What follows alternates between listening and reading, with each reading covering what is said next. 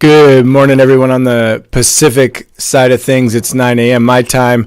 Matt's in the middle of the U.S., and we have a lot of friends joining us overseas. So just want to say good morning or good afternoon to you, and welcome to the show. Matt Maes, my special guest, is part of the Octopus Movement, and he's a really amazing artist. I met him in a hangout session, and his art really spoke to me, and I connected him with my younger brother, who has a lot of similar just desires and creative ideas in the art side of things. So I'm really excited to have this discussion with Matt. Let's bring him on. Good morning, Matt. How are you today? Good morning, D-Room. Doing pretty excellent, man. Glad to be here. Man, technology kind of slowed us up today, and that's just the way things go. And, it's nice to shake off the nerves and just hang out and be present with you, though, man. I'm really excited you're here, and I really am excited about the work you do. The thing I like about it is you've got shows, and you're just moving through the process, and you're making it happen, man. So congratulations on just being yourself and following that authentic path of who you are. Right on. Thank you, man. So tell us just, high level, who are you, Matt? And why are you here with me today? Why be a part of the Octopus Movement? Well, a lot of what I see in the Octopus Movement is this notion, this desire to just do things your own way, do things differently. And actually, when I tell you a story, I'll tell you more about who I am. Like when I was very, very young, past what I can actually remember, it's a story that my mom would tell me, is when she would be with other moms, they would have their kids, and they'd be holding them like this, right? But I would, for some reason, insist on just doing this thing where I would stand up on her belly. Oh, wow. And so the other moms would see this, be like, Nita, no, you're doing it. No, let me see. And I would do the exact same thing. I would just stand straight up on their stomachs like that. It's like, no. It's not that you're doing it wrong. It's really me. And that's this trend that has really defined so much of my life, is just this complete insistence on doing it my own way, whatever that happens to mean, for better or for worse, So I'm a super curious person. I love just thinking about how things work. I love thinking about people, how people are wired, people love studying people and just studying the world around me. And so, that's led me to a lot of different interests, things like flow state, synesthesia is really a real interest of mine. And, when I discovered drawing, it completely changed my life.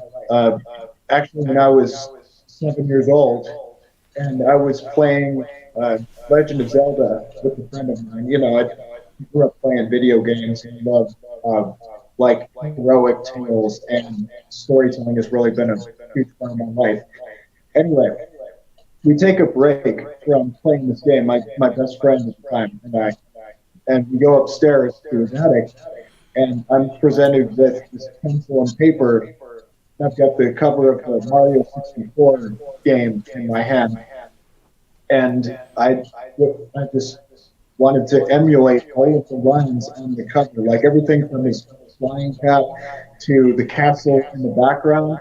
And I felt like I was 20 when I was doing that, and just remember this completely exhilarating feeling that I just wanted to chase for the rest of my life.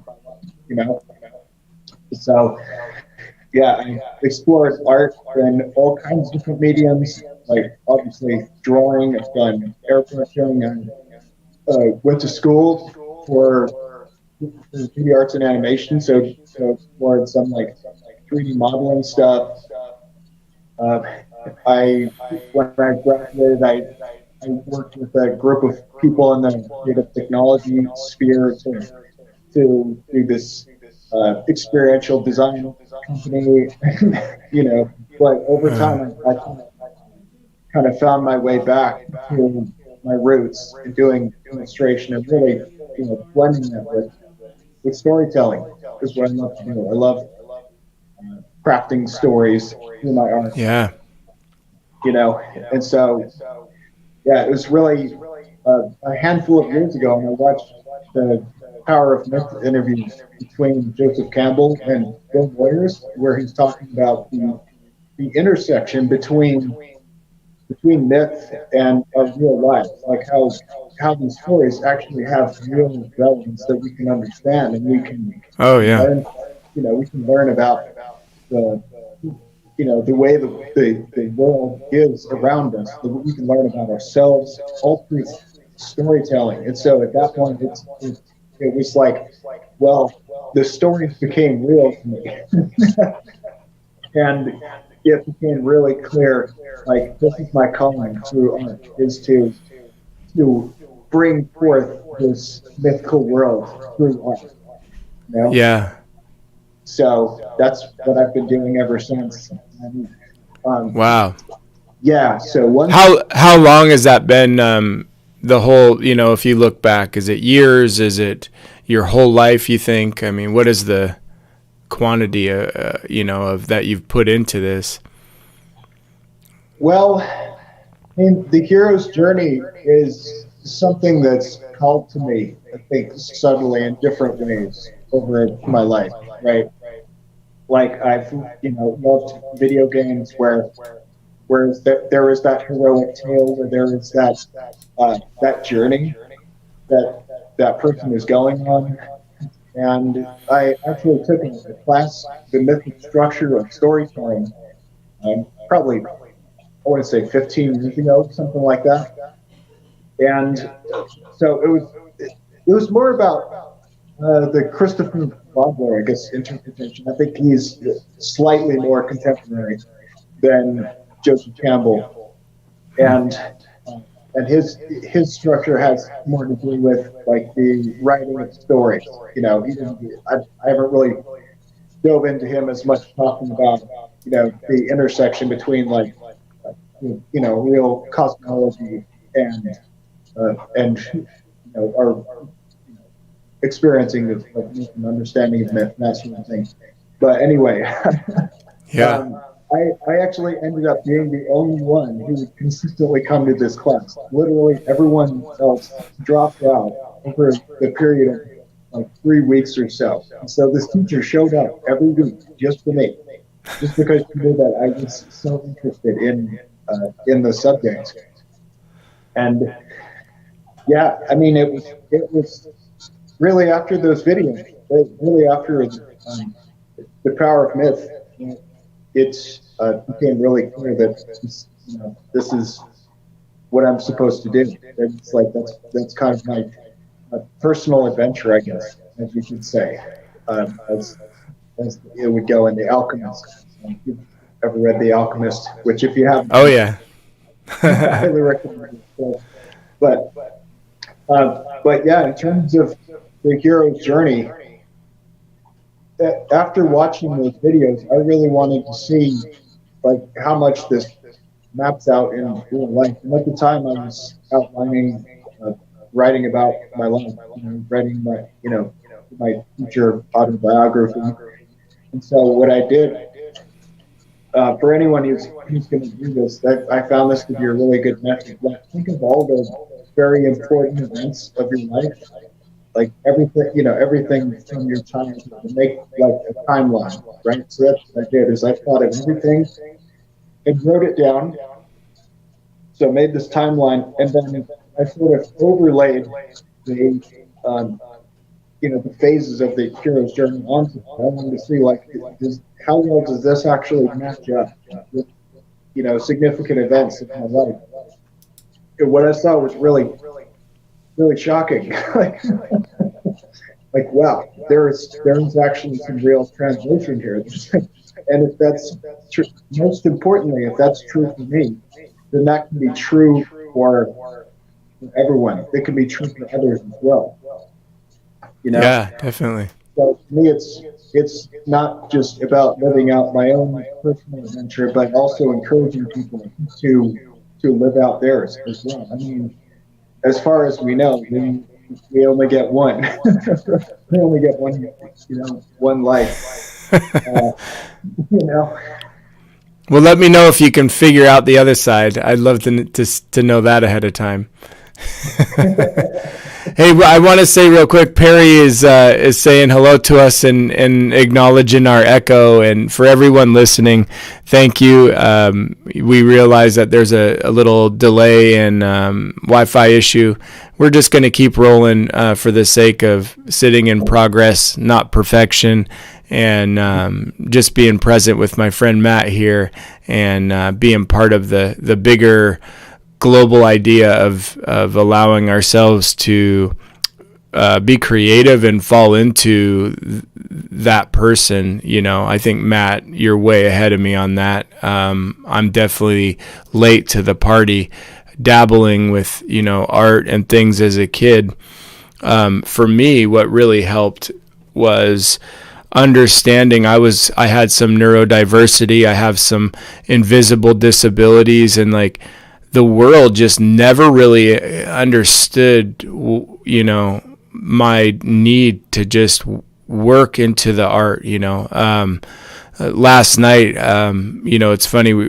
It's not early, being 9 a.m. my time, but I was up till 3 working through this poem and video. And when you're in the creative buzz of things, or when I'm in it, I need to just sit in that. And I'm not like other people. My wife got up at 3, like, what are you doing? You got an interview in the morning, and I'm like, I know, but I'm so good. Like, even right now, I feel great. I'm not even tired. It's like every now and then I realize, like, I have this little superpower, and when I sit and listen to the voice of creativity and authenticity of who makes me, who I am and who I want to see myself being in the future, it doesn't look like anything like my past. And so when I run into people like you, it's important for me to acknowledge the fact that you're doing it, you're showing up for yourself, you're doing the work. And the really cool thing is you've taken this to other people, not just in a sales way, but in the Octopus Movement, like just how art just draws you into certain people's lives. And that's what happened with you. Your art caught my eye, and there was something about it, almost a spirituality to your art. And I said, my brother has to know you.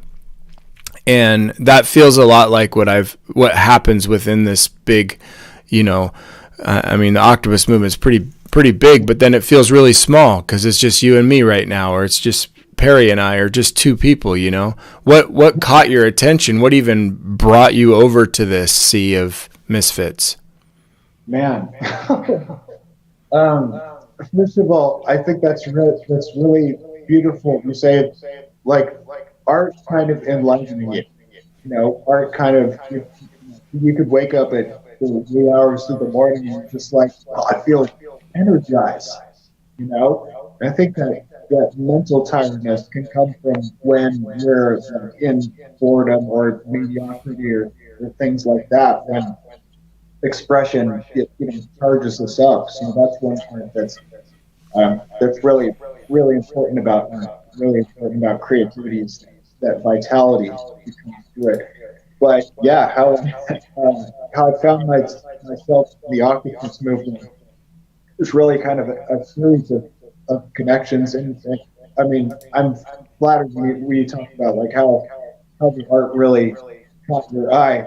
I think there's a level of self awareness there that comes into play, right? Like got, I noticed that when I really got in tune with my craft, I really got in tune with myself, and I just poured everything. It's kind of like a prism, like a beam that goes straight into the art, right? And then people who resonate with that see that. It's like, well, that's able to charge that part of them as well in some way. Maybe it's at some subconscious level, and then it's like, oh shit, I've got to connect you with this person, and then this person, so my good friend Allie connected me with Scott Mason, and Scott Mason connected me with Perry, and then the rest of it, the rest was history. It's like it's just basically being myself the whole way, right?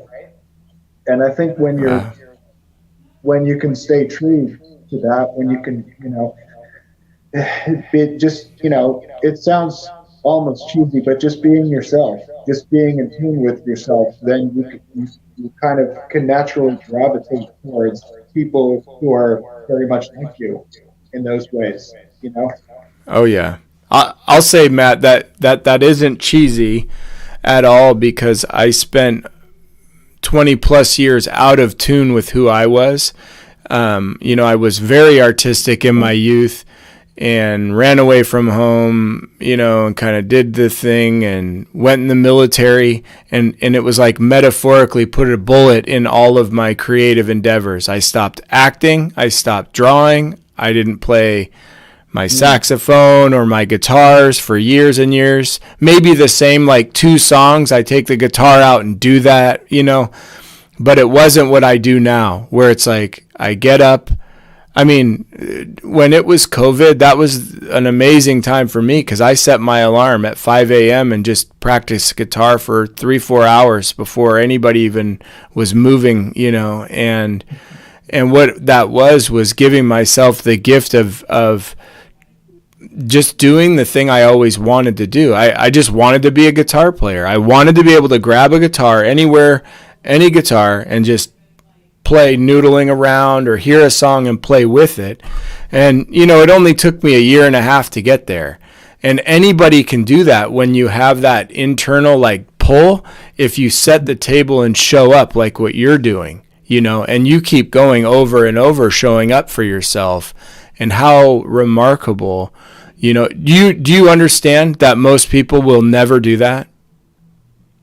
It makes me sad, actually. I mean, yeah. I walk around and see sort of this eyes glazed over, sort of hypnotic, half asleep type of look in so many people's lives. It's just in their eyes. I mean, you can see it in so many people's faces, like they're Walking Dead people, and it's like something needs to get charged up in there. And it's in, I have to think about this is something that's incredibly grounding and humbling and empowering at the same time to think about this. It's like, if you think about just the odds of us existing, like if you think about like the timeline over, say billions of years, all of the processes that have led up to, like your parents conceiving you being, the 1 in millions chance of you even being born as you, and then all the experiences over life that have shaped you and that you've influenced as well, like all of that goes into you as you are right now. You know, that's, what do you call that but miraculous? What do you call that but absolutely astounding? You know, and the fact that every single one of us who've been born can say the exact same thing. So it's Yeah, like we're all special simultaneously. that's beautiful. People forget that, you know, and Hmm. you can also, with that you can see yourself as potentially brilliant and be like, well, I can be connected. You know, it just feels natural to be connected with other people because we're all, you know, born of the same stuff, basically. Yeah, that's really the thing about, you know, the octopus movement is it's that I found is it's there's so many differences in everybody, yet there's this common thread I keep finding, and it's like you can't put your finger on it, but it feels right when I'm in the rooms with them, you know? What do you think about that? Do you see the same thing? Yeah, yeah. You know, when when I was in high school, like I went through a pretty severe depression, right? And actually, there were a number of different things happening. My parents getting divorced. I was unofficially diagnosed with Asperger's, which, yeah, I would say, you know, Hmm. I try not to think in like labels or anything like that, but as far as the characteristics, I'd say, yeah, I'd fit the bill with that one. Um, had a lot of mood swings going on, just utter chaos going on up here, and it was during that time I discovered meditation. So I started getting into meditation. I started journaling. You know, Hmm. started thinking about things, writing things down, and it really felt in my environment like I was like art was the only thing I could really hold on to, and that I had to go deeper into self awareness. I had to go, you know, I was just like I have to figure some stuff out. And what I've discovered is the more that I could discover about myself, the more I could also discover about others as well. You know, the more I Hmm. went deeply into myself, the more it was like, oh well, I can sort of make sense of some of the patterns around me. And a lot of that I just kind of had to for psychological survival. But also, Yeah, absolutely. again, just going into curiosity, just going into, you know, into looking into how things are, and you know, I think the people who have like been through some kind of pain in their lives, who really like passed through suffering and been able to integrate it with themselves, are always like the most good-hearted people because they can Hmm. understand pain, they can understand going through suffering. Interesting. Yeah. You know, Matt, I didn't realize that everybody that I've been interviewing is all got, you know, this same tale of hardship and then falling into themselves. I mean, I'm Mhm. just putting that together in my head. I mean, every single guest when we get offline, they, you know, if they didn't share it during the show, they're saying A, B, and C happened to me, and this is who I am. And then I'm going, oh my God, that's me too. You know, these are my A, B, and C diagnoses or differences that the world sees. You know, and it really is nice to be in a space where none of that matters. It just doesn't. You know, I just like it when maybe it needs to be acknowledged for someone to get over it, and then it's over. It's like done. People just acknowledge the differences in the groups that I've been in, behind the scenes, in the think tanks, in the founders hangout sessions. Like it feels like, I know for me, I should say, my differences are always honored. Even my mistakes, I can just own them and say, hey, like yesterday's show, had a great guest, Terry Wilson, on, and I misspelled the name of her new book that just came out. And what do you do with that? You just own it. And I have trouble reading and getting through the details of that side of things. That's not my forte. And some things are going to slip through the cracks. And so in the past, I would have been a little freaked out about that, and how do I fix this? And I did ask her, how can I make this right, or what can I do? But I left it there and walked away and said, I did my best and I tried to do what I could for this person, and that was all I could do. I can't make myself a magical better reader. It doesn't matter what day a week it is. Sometimes it's just difficult for me, and so I do love the fact that my diagnoses don't matter. I don't even need to bring them up. And not only that, but when I hear someone else kind of give a nod to the diagnosis, it almost feels like they're just opening a door to the room and say, no, the party's open everywhere. You can go anywhere in the house. And I'm like, I just love that feeling, Oh yeah. Oh yeah. Don't you?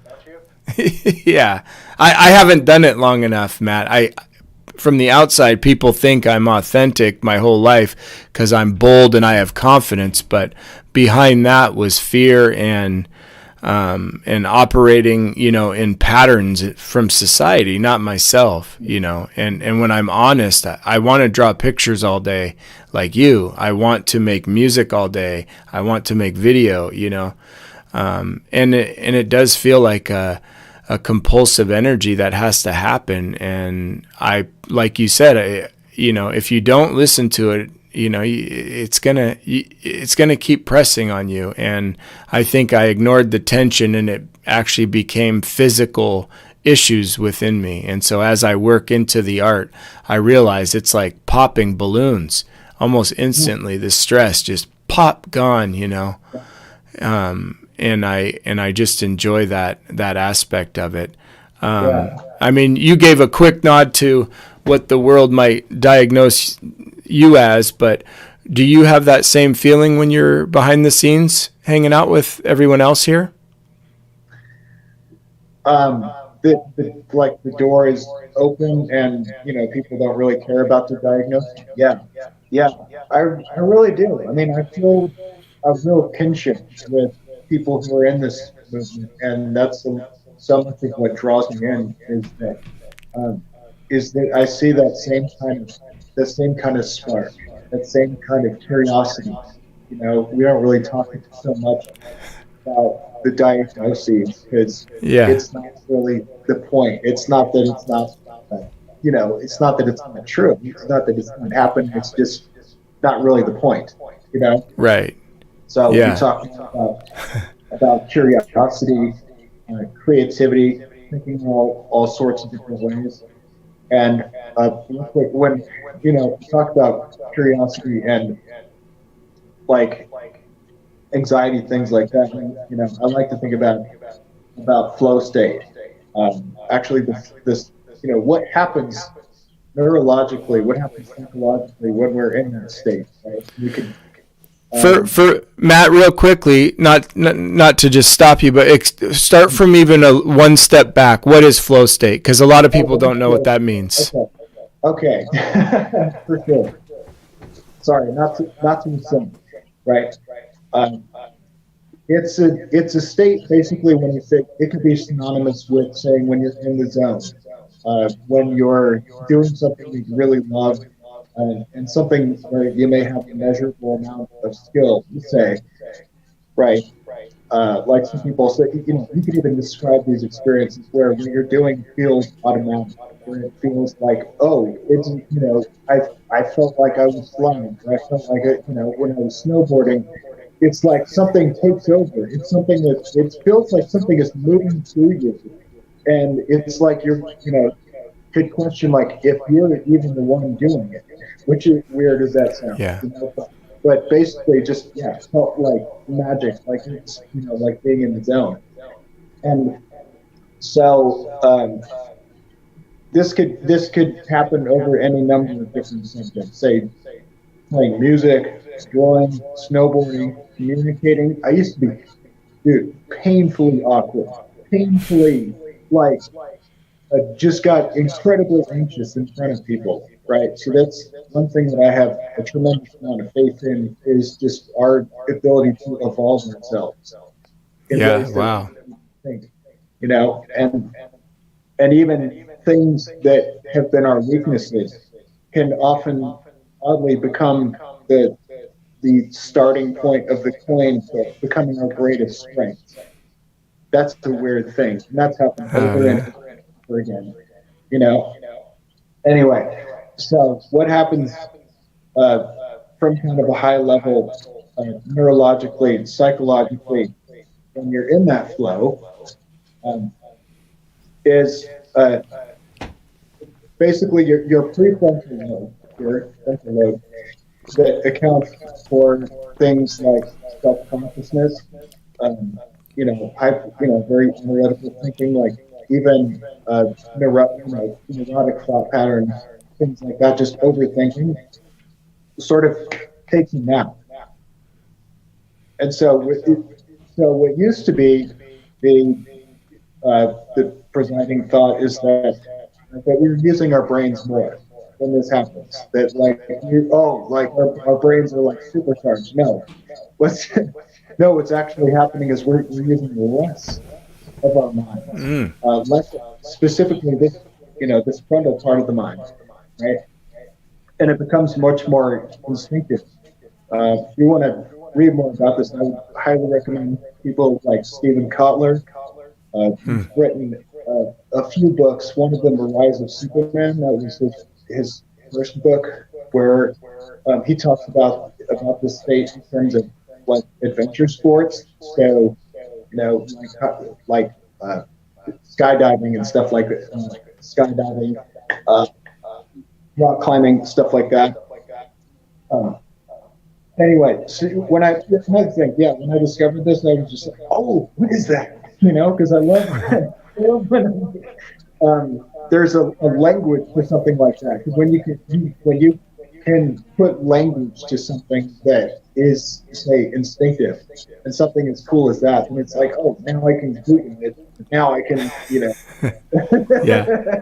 now I can go, like, I have a thread to pull to sort of go down a rabbit hole. And, for a curious person, that's just always like, oh, that's so fun, I can so relate to that. Yes. I tend to find something like that maybe quarterly that draws me into the next the next level. And I don't know what turned my head into the idea of listening in a different way.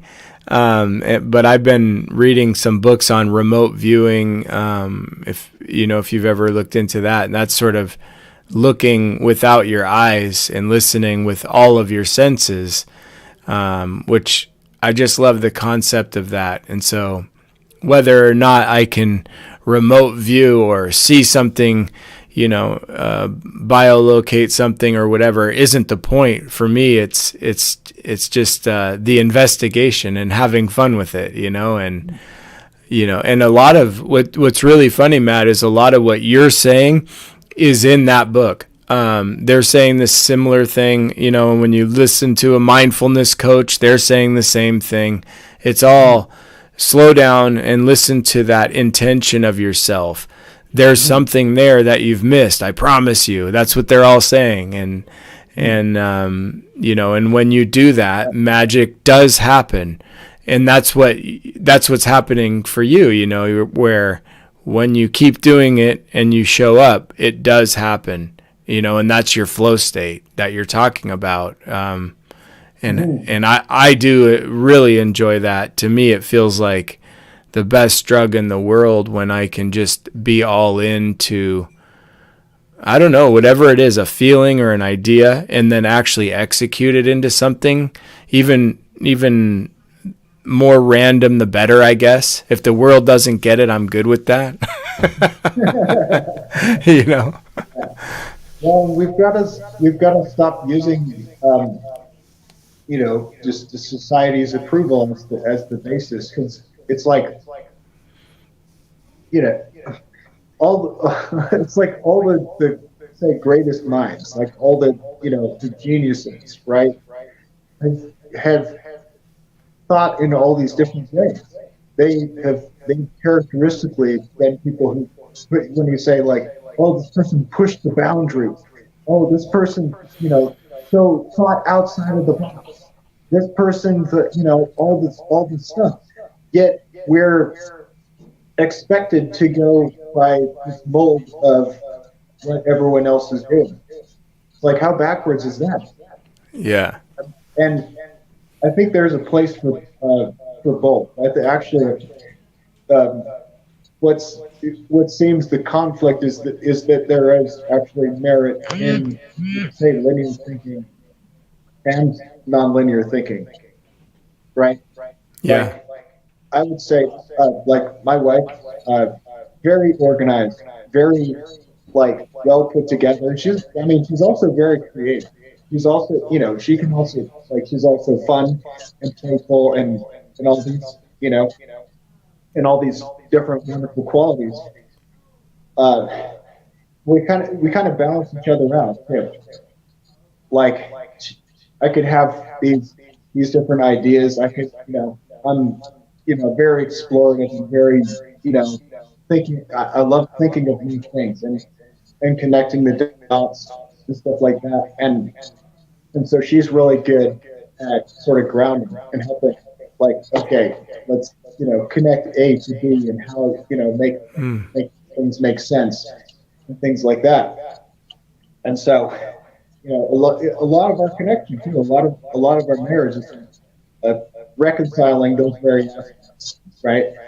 Like Yeah. the sort of the tried and true and the innovative, the new things and stuff like that. And so that there's enough of that overlap that um, that we can have, these wonderful connections that, you know yeah, so much is why she's my wife, why I'm her husband, right?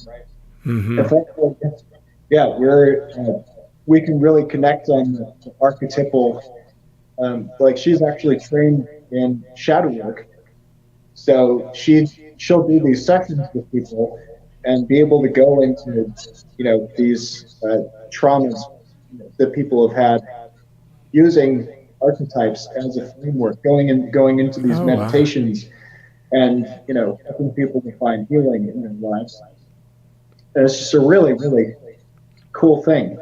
Um, Actually, we've developed a program we call immersive art meditation, which is um, basically an intersection between visual art through the context of guided meditation. So, our first series, we actually used my previous series, The Edge of Myth, which is like a spiritual and psychological journey through the eyes of seven different archetypes from across the world, so, seven different deities.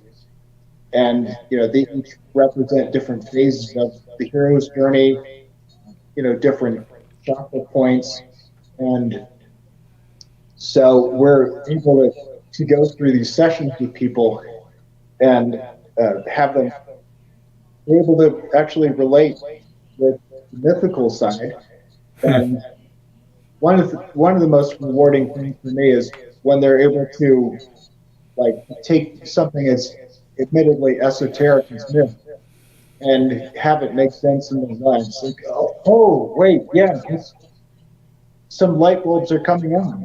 This actually connects with something that's familiar to me in my own life or someone else's life. So for me, that's like connecting the imaginative, the symbolic, the say unseen world with the actual world, making that intersection. A very similar way as I'd love to be able to do through my art. So coming from this, imaginative place, this, you know you could call it source or universal mind or whatever, term you choose to use, but coming from that sort of other unseen place that as an artist, it's like it starts off as you're the only one who can really see it. You have sort of this vision that you're pulling from, right? And so it's that kind of transmutation from the unseen, and then you being the vessel to bring it into the world, the physical world in some way, through music, the way that everyone can feel it, or in visual art that everyone else can see it, right? Yeah. It's like come from the unseen and the imaginative all the way down to the definite. Wow. That's pretty intense, Matt. We've gotten us so far today in such a short amount of time. I would love to keep going. We're almost at 45 minutes here, and I feel like there's probably going to need to be a follow-up with this, and maybe we really don't have time to go through the art I wanted to ask you questions about, and I think some of these other things might help the world know you more, which is if that's what you would love, I would love to know you more also, and I would love to understand how you put your creativity together through how you see it from the seed in the beginning, and then you get to the end, and all of that stuff. I want to ask you when you don't get to the end, what happens, a project that doesn't finish. And, I feel like you probably could spend 10 minutes on that, because if you're an artist, you've struggled with that. Am I right? Just not getting your work done. So I do. I would love to do I'd love to do a follow-up, by the way. Yeah, that would be tremendously exciting. And just, what you mentioned about your wife to me is very intriguing and right down my alley of trauma work and healing work, So, wow, maybe, I don't know if the two of you work well together on something like this, or if she's into that. Either way, I would just love to hear more about her work and understand that stuff. That's so cool. My wife is also very similar in the fact that she sees through me, and she knows when, like at 3 a.m. she comes in and she's like, "What are you doing?" Like, I really needed that to shake me, because I'll just keep doing art until it's time to do the next thing. And what's nice is to have someone with you that's grounded and maybe doesn't listen to your bullshit coming out of your mouth, because they really can see you.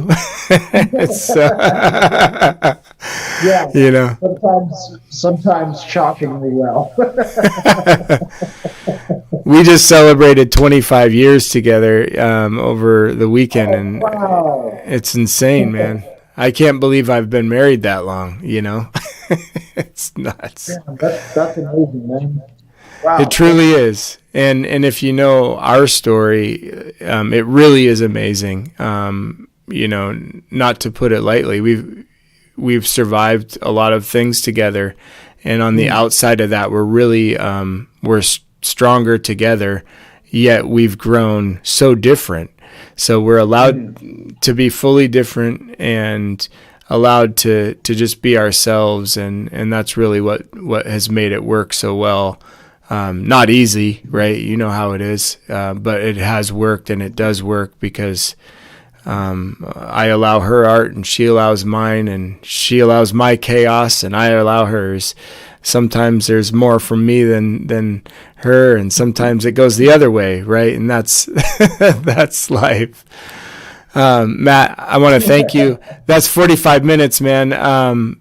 So fast it went today. Is there anything else you want to share with anybody on your way out the door today? I don't know. I think I'd like to leave a lot for the next time. I mean, that sounds really intriguing, and I've had a wonderful time talking to you. And obviously, your open-heartedness and curiosity, just your whole spirit, man. I really dig who you are. Oh, wow. Yeah. Thank you so much for me on the show, man. Matt, thanks for that comment. I appreciate that. I really appreciate you being here. This, what you are sitting in is part of my healing story. And in a couple years, you'll look back and you'll go, wow, really? And the answer is yes. I need this to keep me moving forward right now. And life's not easy, but that's okay. And it gets better when I get to sit in it with someone like you, who's just a beautiful side of humanity. So, a big Gela Kasla, that's from our language, that's deeply thankful for you. So Gela Kasla Inuk, Gela Kasla. I'm gonna just send you off to the green room. Don't go away. I want to set something up for our next time. Thank you so much, Matt. Blessings, my friend. I have one in another language as well. Not that I'm Arabic, but oh God, I love language. Farhat Aldi, which means I bless you. Love it. I love it. Well, Helakasla, Gela Kasla Inuk, Gela Kasla. Wow, guys. Matt is such a neat individual. I'm always honored when I get to sit with an artist who's just in it, who's doing what matters to them and listening to the seed of what caused them to start the work in the first place. So if that's you, I hope you start listening to yourself today and set some time aside and show up for yourself. It's really important, and life is worth it. So thanks to all the fellow octopi who are in the room or joining us. Thanks if you're watching the replay.